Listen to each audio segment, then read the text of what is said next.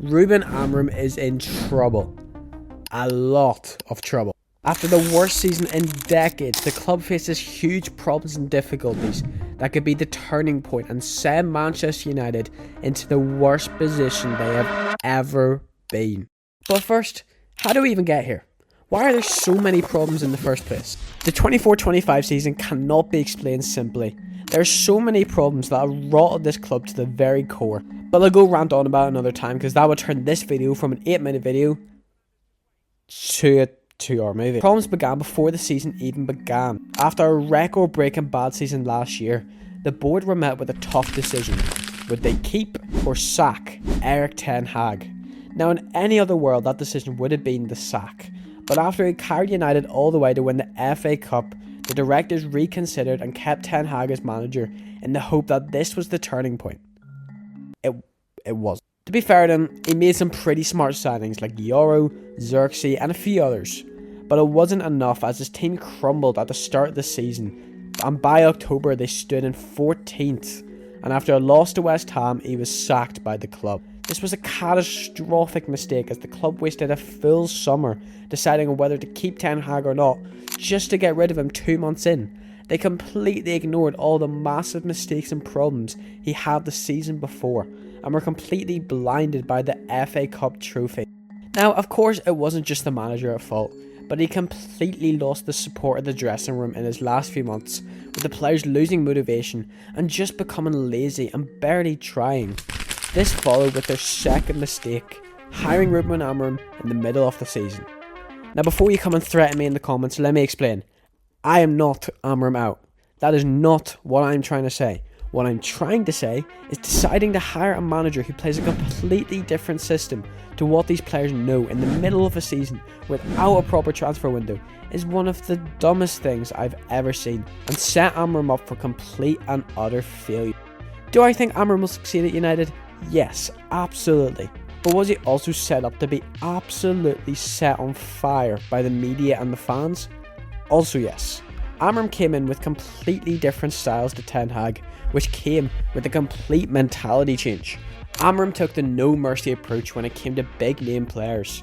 After Rashford stopped trying and grew lazy, Amorim dropped him from the squad and sent him out on loan, with his chances of ever playing for the club again being practically zero. When Garnacho grew attitude problems, Amorim instantly dropped him and he had to work his way all the way back up. These are things that Ten Hag would have never done during his time as manager. This style of management was welcomed by the fans, but it didn't really help with results as they continued their bad streak. They ended the season in 15th position, aka the lowest position that the club has ever been in the Premier League, as well as a loss in the Europa League final, costing the club a Champions League position and potentially hundreds of millions of pounds. So after this, it's obvious that there are a lot of problems that face Ruben Amorim next season. But can he fix it? For this, we have to look at each part of the field, and we'll start with the defence. More specifically, a certain someone between the sticks.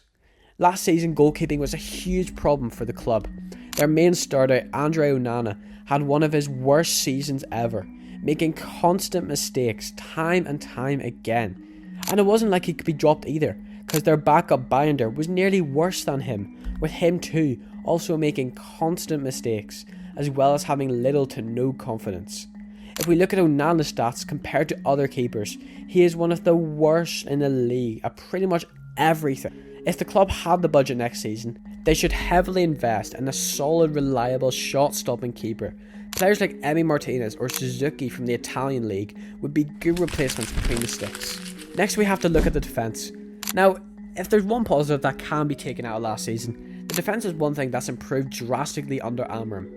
A back three with experienced players like De Ligt and Maguire, and younger defenders like Yoro, Mazraoui and Aiden Heaven.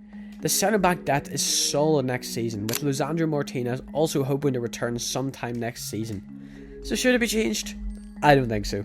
If they had the extra budget, I would invest in one more centre-back to replace Lindelof as well as for extra depth, but chances are I think taking someone from the academy is the better idea here. However, the defence doesn't even compare to the problems in the midfield. United's midfield this season has been one for discussion. Amorim likes to play with two central midfielders with two wing backs on either side. Now, if United were smart, they would invest in another midfielder and a left wing back, and this is why. The midfield depth is good, however, there isn't really a partnership that works well. I mean, you have Bruno, Manu, Casemiro, Ugarte, and even Collier in midfield. Now, on paper, that looks good. However, there are always imbalances with each one of those partnerships. Bruno and Manu get overrun together. Casemiro doesn't have the legs. Ugarte is inconsistent. Collier is injury prone. The club will suffer next season if they don't invest in a good midfielder like Baleba or Wharton, a young Premier League proven player that would be the difference from finishing 15th to finishing top 4. In terms of wingbacks, Dorgi and Amas are decent, but they're still young. Getting a more experienced wingback may be the better idea here. And finally, we have to talk about the attack, because I am not doing another season with this front three. United's main problem with last season was the attack. They couldn't do a thing. With a small budget, it'll be tricky to get it right, but I have a workaround. Seeing as we've already signed Cunha, we can play him as a left attacking mid. It also looks like Mbeumo is nearly done, which would be crucial in that right attacking mid. And up front, the club needs a clinical finishing striker that would come in the likes of Gyökeres, Mateta, or even my personal pick, Marcus Rashford, who despite being an uncommon pick, I think would be able to play striker well if needed to. What would you do if you were Amorim? What do you think about that? Why not watch this video right here?